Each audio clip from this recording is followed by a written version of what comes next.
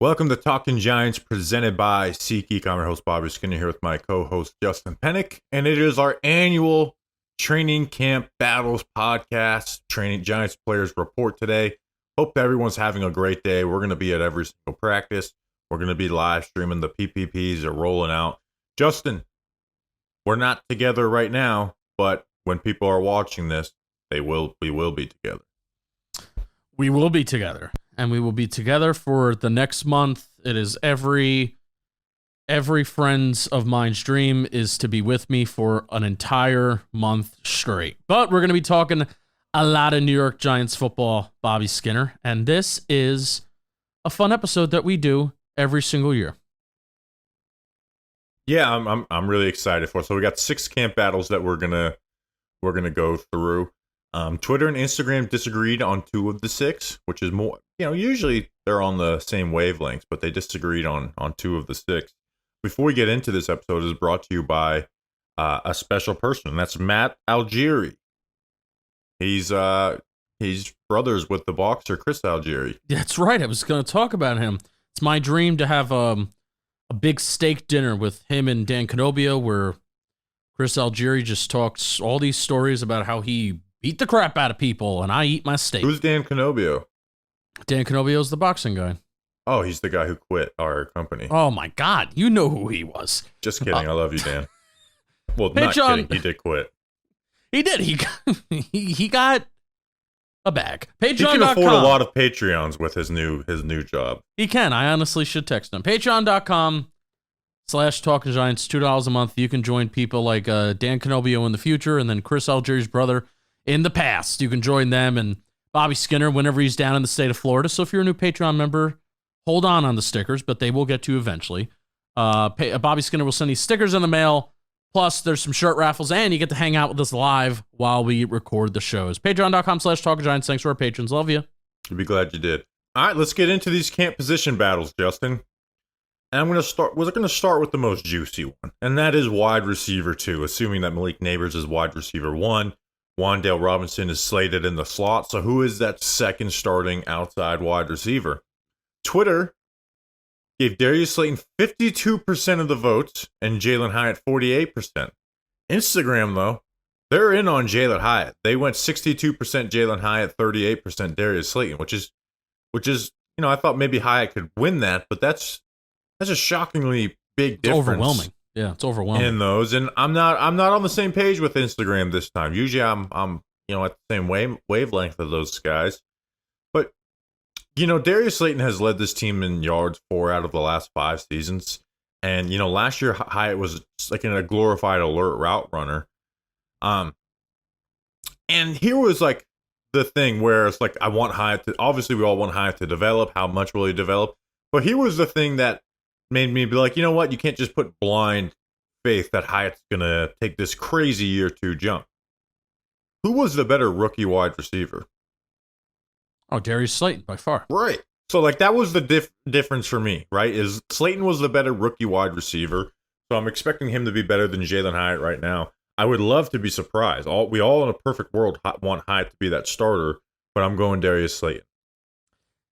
Yeah, I talked about on the Darius Slayton's PPP yesterday how if you look at Darius Slayton's yards per route run in the short part of the field and the deep part of the field, he's ranked in the teens.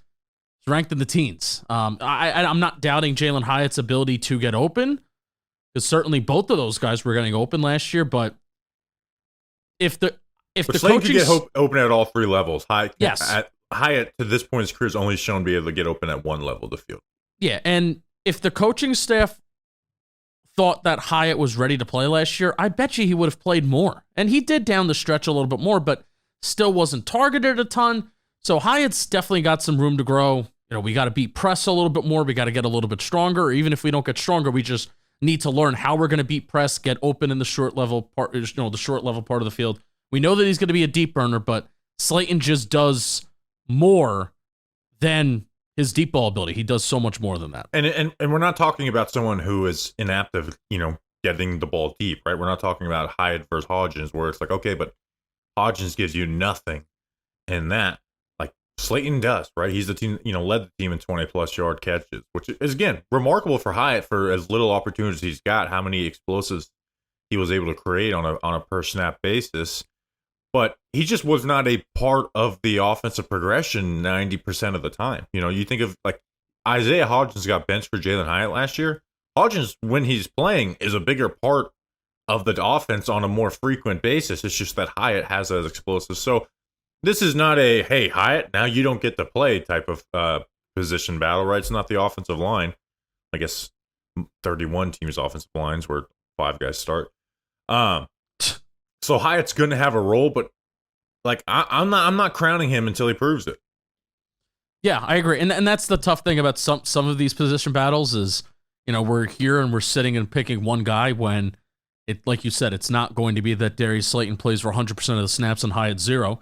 Hyatt should have a huge role in the offense, and if the Giants do want to become a more explosive offense, Jalen Hyatt is going to be a huge part of that. But you want to see Jalen Hyatt develop in more areas than just the explosive part of his game, which really, like Bobby, they drafted Jalen Hyatt, and we drafted Jalen Hyatt with the intention of knowing that he would be a developmental guy.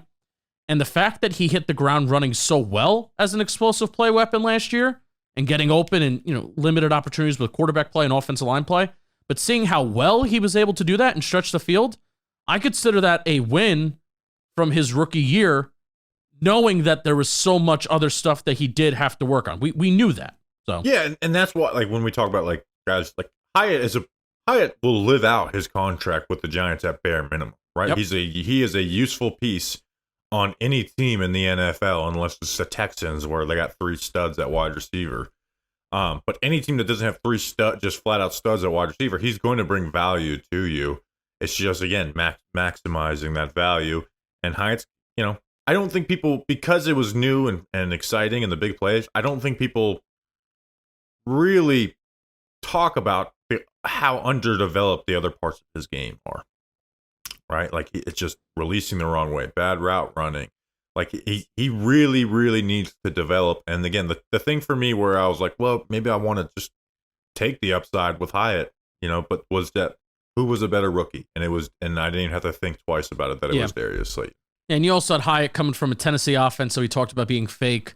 So now the fact that Hyatt has 1 year under his belt, knows the offense better, this will be an interesting camp for Hyatt. One of those things. I don't know how often we're going to be like, oh, let's just follow Jalen Hyatt for this entire day to see what he does, how he releases and shit like that. But maybe that's something that is actually worth doing on one of these practices.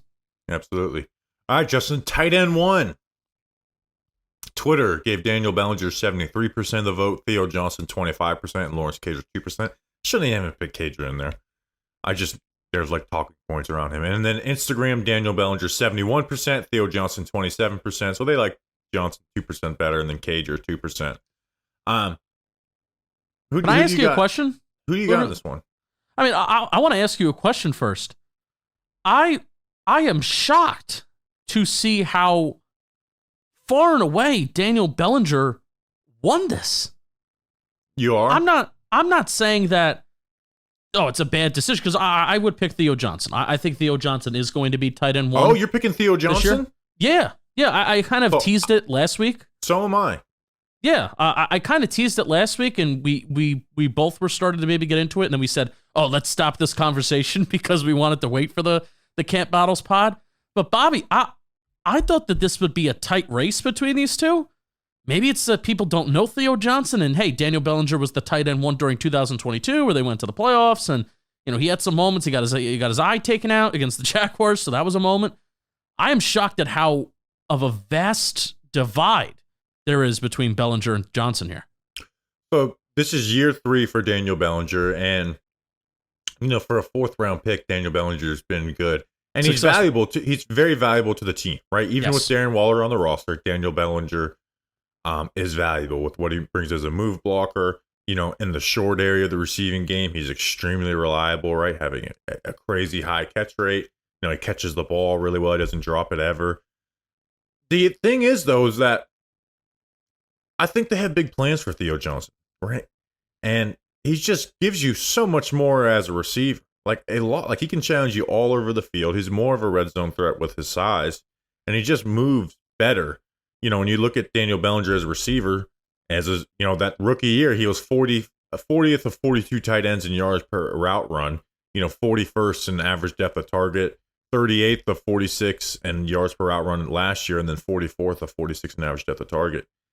And this was the difference maker because Bellinger's a better blocker than Theo Johnson, especially as a move blocker.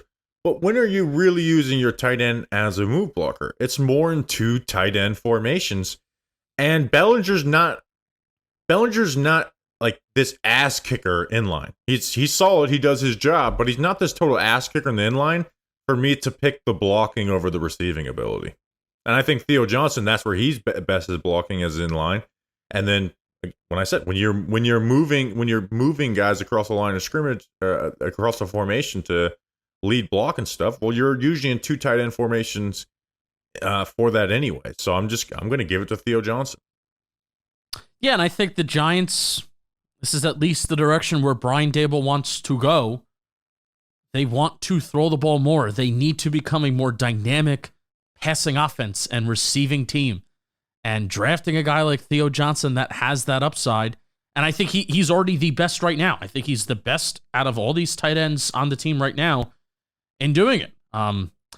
Where he has the combine numbers, he has the athleticism, and then you talk about in your film breakdown, he does the little nuances to get separation at the stem of the route.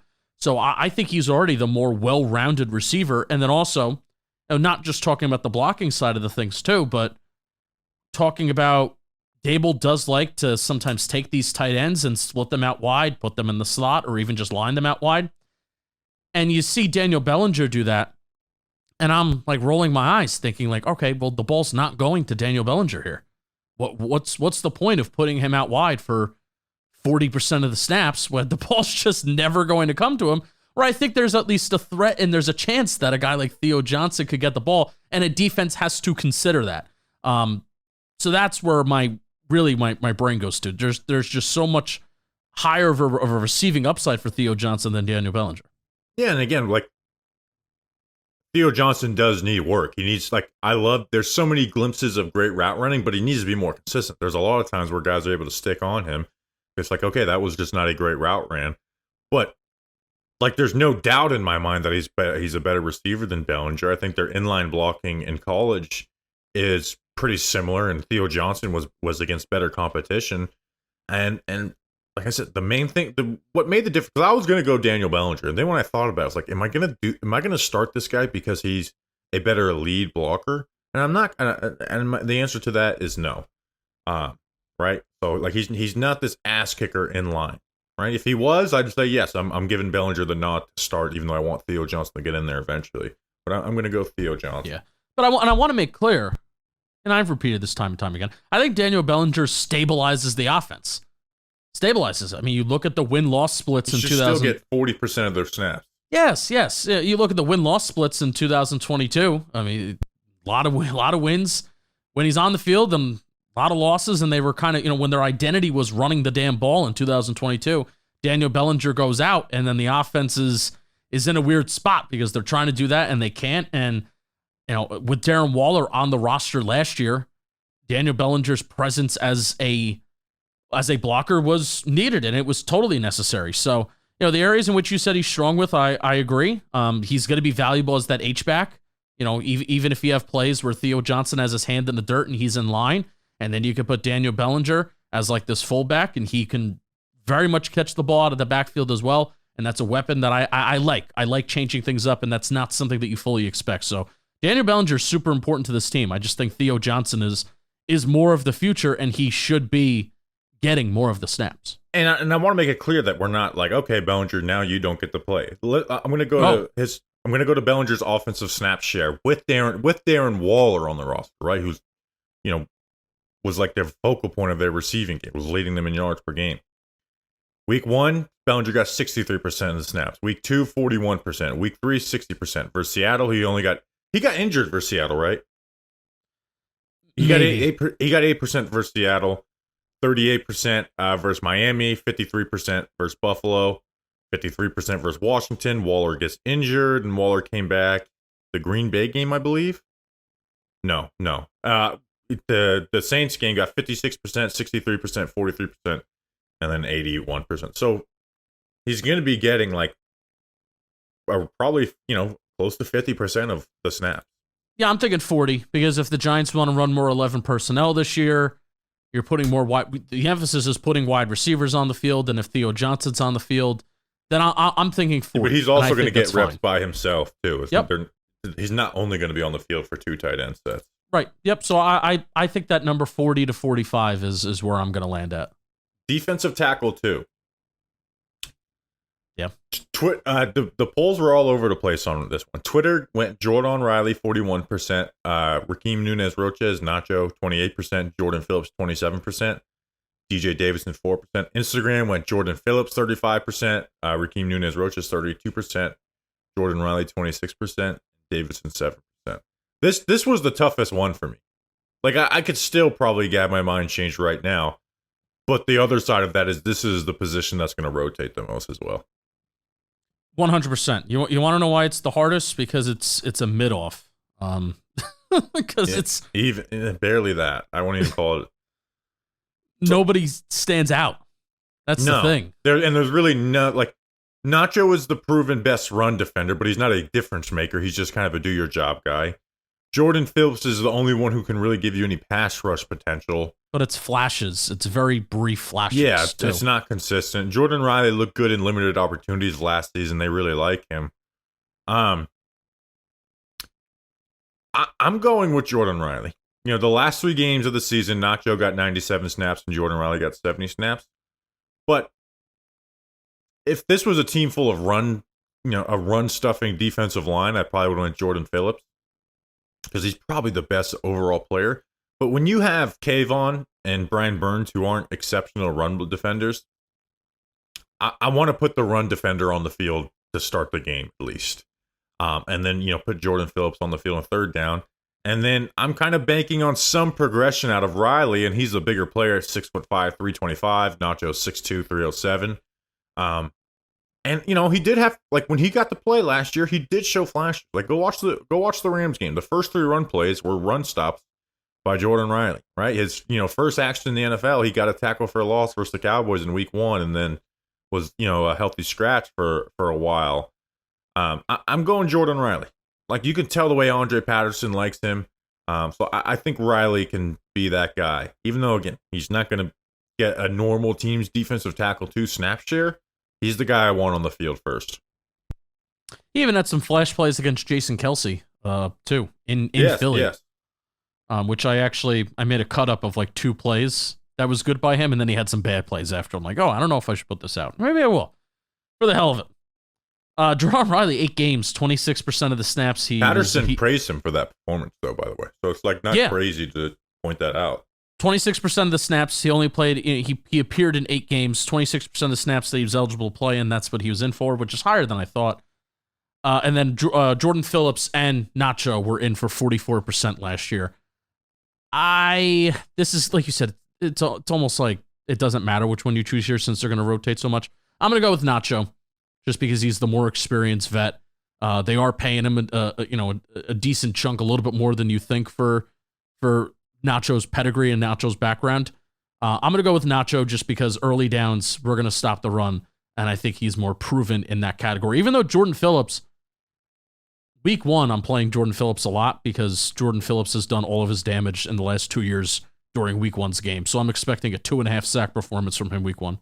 Yeah, maybe first play of the game, you put Jordan Phillips on, and then you go to your regular rotation. And if he gets his ass kicked, take him off. But if he dominates, then you're going to see the best game of your life. Yeah, this was the here. You want to know why it was the toughest one for me?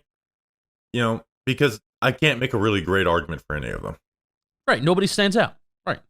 Where it's like other guys, even if I disagree, it's like, okay, I can make an argument for this guy, right? Like Nickel, I'm a little worried about, but I can make an argument for all 3 of those guys, using eyes and stats. With defensive tackle too, I just can't really make that. Justin, before we talk about RB2, why don't you talk to us about something? I'll talk to you about something, and I'm going to talk to you about DraftKings. And here's a plug. We are going to be live streaming on the JM Football channel tomorrow. Myself, there's 4 other people. Shelfie, Jake, Jolly, Joes. Those 5 people. We'll be live streaming on the JM Football channel today, the day that you're listening to this, on Tuesday, July 23rd, 4 p.m.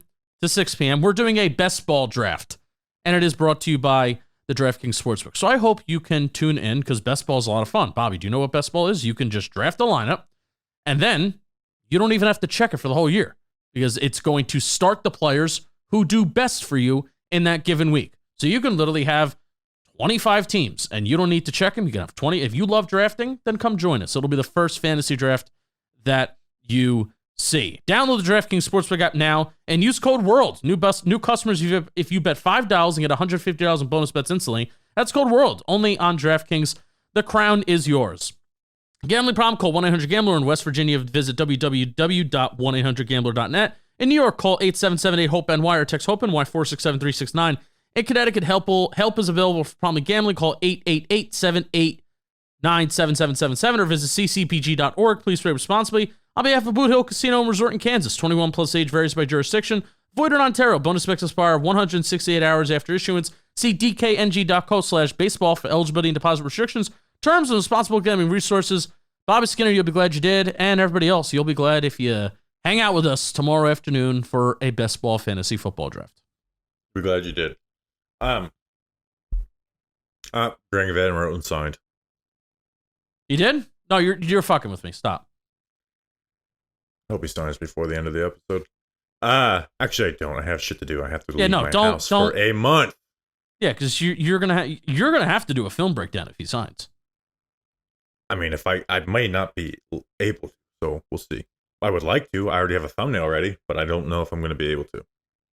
I'll do it. And we're gonna have so much content that I'm just like, you know what? I can't do this. Yeah, it may not. I mean, with a PPP coming out every day, and it's not about that. It's just about my literal live stream. Time. Yeah, that's true. And I'm not gonna fly to New Jersey anyway. RB2. I did a poll for RB1, and then I immediately realized that was a waste of time. You know, Singletary got over 80% of those. So, but RB2. Twitter gave Tracy Jr. 79%, Eric Gray 21%. Instagram gave Tracy 76%, and then Gray 24%. You know, Tracy was taken at pick 166, Gray at pick 172 a year ago. Are you like out on Eric Gray as being in this? What do you mean in this? In this RB2 conversation? No, like, do you think the addition of Tracy means okay, Singletary 1, Tracy 2? Like a lot of people do. No, I think they're different running backs. Even though I do think Tracy's better, and I think Tracy could help this team more this year, I still think that they're different running backs. But, you know, it's a question of, is this really going to be a 3-headed monster in this Giants backfield? No. No, but I'm talking about as running back too. So I'm going to go Tracy too, but it's not the difference. The biggest difference maker was, I mean, Eric Gray, his pass blocking in the preseason game made him unplayable. It was awful. It was disgusting. It was like embarrassingly bad, right? And he only got 3 times where he got the pass block last season. I mean, he only had 65 snaps on the season. 14 came when they took Saquon out in week 18. Now Tracy has a little blocking experience too, but his college film was better at that. The excitement of Tyrone Tracy is the explosiveness. He can do more as a receiver. But when you watch Tracy's film, he makes mistakes when the read is muddied up. When the read is there and clear, bam, go. I'm taking Tyrone Tracy. Eric Gray is better playing behind like a muddied, bad offensive line and one cutting and finding the right hole to where that's really valuable to me. Obviously, we would like to see Tracy do that because he's the more explosive guy, but he's still very new to this running back position, and it's going to get a lot harder on the Giants than it was at Purdue, where he was splitting reps, right? Like it wasn't like he was their workhorse back. He was very much splitting reps, and you know, some of the blocking opportunities were taken away from him for the other back. Where, you know, I hope we don't just fall, you know, do this, because at this time last year, Eric Gray he's sick. And then it feels like the roles have been reversed. Yeah, you mentioned with touches, he only had 114 touches. There were 15 draft eligible running backs getting 180 plus touches last year. And talk about his limited touches, and then you include the fact that he just switched to running back, where he was a wide receiver for a couple years before. But the advanced stuff is just so fun, though. And, Eric Gray had some fun advanced stuff, too. Don't get me wrong, including, like, breakaway, his yards after contact, his contact balance, and stuff like that. That was fun, too. But Tracy's, it's just more fun. I mean, he was first in yards after contact per attempt, Tracy, 10th in breakaway rate, 17th in missed tackles forced, one more than Trey Benson. That's impressive. 17th in missed tackles forced, because that's not a rate. It's just the total number. But he was also top 5 in missed tackle force rate. Second in the Big Ten in kick return yards. Again, that's special teams. It's not really RB2. And then he led the Big Ten in yards per carry. So I think Tyrone Tracy just makes you a little bit more excited at the potential of him being RB2. But I could also understand your point. If Eric Gray is just running behind his shoulder pads, and if he's just plowing and getting, 4.5 yards per carry, that's what you want your RB2 to be. It's already bad enough sometimes when you have to have your RB2 come in the game, whether it's for injury or, for whatever reason, to spell Devin Singletary. And then if he gets the ball and he's a negative, that sucks, because you're handing the ball off to a player who's not a starter. Yeah, I mean, Eric Gray had more yards per carry than Tyrone Tracy in their final years, and he had, 700 more yards. So I'm going to go Tyrone Tracy Jr., right? I think they drafted him for a reason, especially at that age of 25 years old. He does give you more juice as an explosive threat in the passing game, and he's going to be getting, like, Singletary is going to be their guy who's getting 11 to 13 carries per game. Their backup running back will get 4 to 5. But if Singletary goes down, I very much want these reps split. But again, one thing I'm watching for first day of pads is not just O-line, D-line, one-on-ones, and 11-11. I'm watching Eric Gray as a blocker. Like, that's huge, because if he can't block, he may not have a roster spot, because you can't put him on the field, right? Like, one of the biggest takeaways from preseason game 1 last year, or 2 or whatever it was, is like, you can't put this guy on the field. Like, we were excited for him. You cannot put him on the field. And if it looks bad again, then it's arguable why he's even on the roster at that point. Yeah, for sure. Tracy's older than Eric Gray. Well, yeah, Tracy's older than like half the team, probably. It's crazy. All right, nickel corner. Cordell Flott, that's cornerback too. Andrew Phillips got 69% of the vote on Twitter, 20% for Darnay Holmes, and 11% for Trey Herndon. On Instagram, Andrew Phillips got 59%, Darnay Holmes got 28%, Trey Herndon got 13%. I think you're fired up about this, Justin, so I'm going to let you go first. Who was your pick for RB2? Tracy, right? Yeah. We'll conclude at the end. All right, go ahead. I think that there's a chance that this guy could be cut and not make the team. But also, I think there's a chance that he could play well enough to be a starter in camp. I think Trey Herndon should be the starting slot corner for this year. I think he has the most NFL experience. He's played well in Jacksonville over the last couple years. He hasn't been a full-time starter. Last time that he got 1,000 snaps was 2020, and then 2023 and then 2022, he's played 41 and 46% of the snaps respectively. And he's played 15 and 16 games the last 2 years. But I watched him versus the Colts. I saw a guy who's physical. I saw a guy who kind of knows where he needs to be. And I trust him to be a more quality NFL pro than the other guys that are competing for slot corner right now. I think Trey Herndon should make the team, and I think he should be the starting slot corner this year. Yeah, so Herndon, did get benched by Jacksonville last year. He was kind of okay in coverage, low average depth of target, gave up basically everything that got. I actually view him and Drew Phillips as kind of similar players, right? Like, they're both physical, good blitzers, but miss tackles. Good cover skills, but not great at the catch point. Herndon gave up 36 yards per game last year in his start.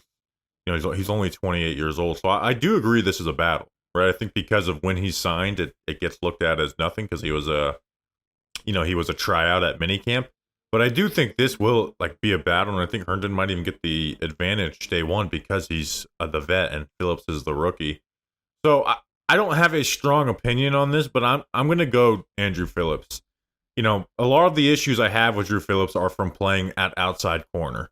And I think some of those, his best games were at nickel corner, and that's where he did look at his best, where it's not where he's going to be losing down the field at the catch point, playing slot corner, and when you're playing slot corner, your tackles are in more confined space. It's not one-on-one out on the outside with a running back that got out there, or a speedy wide receiver. So I want to see Drew Phillips in the slot, and not really use his outside corner film as a reason to not put him there. But I'm going Drew Phillips because I think they're both similar. This is the guy you drafted early in the 3rd round. Get him out there, let him play. Yeah, I'm rooting for Andrew Phillips because him being better as a draft pick is much better than Herndon, than who was just a mini camp signee. So 100%, I trust him more from his NFL experience. He's been there, he's done that. And I also understand that he's gotten benched, but just look at everybody else that's around him. The secondary is in a tough spot right now, and I think he could be a stabilizing force. And who's to say that Phillips doesn't eventually take over? Or if we're talking about week 1 starter, I think Herndon can get it, and then Phillips can take it over because either Herndon's not very good, or Phillips is ready to actually take it over. No love for Darnay? You could make the argument for him if you really wanted to. You could, but we talked about, on his I'm going to pull up the stat while I'm talking, but I think last year on his PPP, it was like versus zone, like his yards per catch was like, oh yeah, insane versus man. He's like worse than the NFL. But yeah, let me pull up this stat. But they're not going to exclusively play zone in this defense, though. No, not exclusively. But they're going to play cover 1. The nickel is more. Yeah, every defense probably runs cover 1 like top 2, just because it's regular man coverage. But it's about the percentage of man versus zone. Let's see. I'm trying to find the stat for Darnay Holmes. I remember exactly what you're talking about. So yeah, he was first out of 86. I think this was nickel corners. No, first out of 86 corners in 2022 in yards per catch in zone. And man, he was 61st out of 86. So it's like 6.4 versus 15.1. His average depth of target was 2.4 yards in zone. So like the nickel corner, like we'll talk about like with cornerback 2 with this scheme that's going to be more zone based, which they've talked about. The outside corners, it doesn't affect as much because a lot of times you're essentially playing man, on 90% of routes. In this all on the outside is man adjacent. Where nickel, it's you are playing the flats a lot more often, and Darnay can play the run well, which gives him advantage. But yeah, I'm not going Darnay. But compared to last year, I don't think Darnay. Like I think Darnay has a decent chance to make the roster. He took the pay cut last year. Let's go through. It's gonna be tough. He's going to have to play a lot of special teams, but. You could make the argument for Darnay, but I'm going Andrew Phillips. All right, CB2 cornerback 2. Twitter went Cordell Flott 60%. So did Instagram. Second place got 23%, and third place got 17%. But they're different people. On Twitter, Nick McLeod was second, Trey Hawkins third. On Instagram, Trey Hawkins was second, Nick McLeod third. To me, I'm going Cordell Flott. This was an easier one for me. He's just has way better cover skills than Nick McLeod. You're putting him on the offense. The defense will be simplified. We're just talking about the Darnay Holmes conversation. The zone defense where Cordell Flott struggled a lot last year and made so many mistakes. It's going to be a lot more simplified on the outside. In fact, I'd actually go Hawkins over McLeod. Like, I know it's kind of like a meme at this point because Trey Hawkins, camp was so good and the Giants bought into it and started him. To start the season. So I won't buy into he's good in camp, he's going to be good. But I haven't thrown away Trey Hawkins. He was always a raw prospect with that size and athleticism. I would go, if I'm picking a starter, I'd probably go Hawkins over McLeod, even though McLeod probably is going to be the first backup at all corner spots. Man, I want to believe in Cordell Flott. It's just consistency. He'll have really great games. Dude, out of all the fucking good games that Cordell Flott could have last year, his Miami game was one of the best ones. Even Tyreek Hill running a crossing pattern over the middle of the field. Cordell Flott makes this diving pass deflection. It's like, where is this? why can't we see it? You know, and he's not a very good run defender. And that hurts. I just think McLeod's going to get it.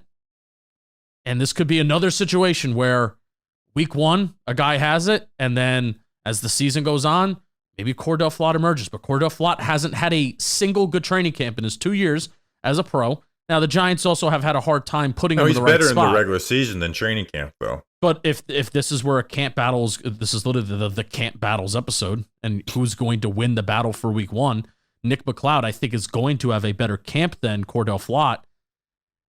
And you don't think they've learned from their mistake of last year of being like, all right, maybe we shouldn't buy so much into. And again, it's not like Nick McLeod has killed it. Like Nick McLeod was playing safety, but McLeod was awful last year as a safety in camp too. Okay, I just think Nick McLeod is going to make less mistakes, and that is what is going to appease a coaching staff more. He's going to make less mistakes. He's going to be more sound. He's a better run defender. Cordell Flott has a higher upside, but you may get bitten by the mistakes. Yeah, our PPP on McLeod's coming out tomorrow. So we'll go a little more in depth on this. But I went back just I feel like when you get Spurs to McLeod, it's like, oh, this is nice. He's physical. He plays the run well. He doesn't give up any big plays. I just feel like if he ever got into a starter role, teams would immediately be like, okay, let's death by 1,000 cuts going at this guy. Let's just keep going at him. And that's I don't think Flott is that type of guy. Flott makes mistakes, but I don't think Flott is a guy who teams are just like, let's go after down and down. And I don't feel great about this position. My perfect answer would be someone not on the roster. But here we are, Justin. All right, so to recap, wide receiver 2, I had Darius Slayton. Tight end 1, Theo Johnson. Defensive tackle 2, I went Jordan Riley.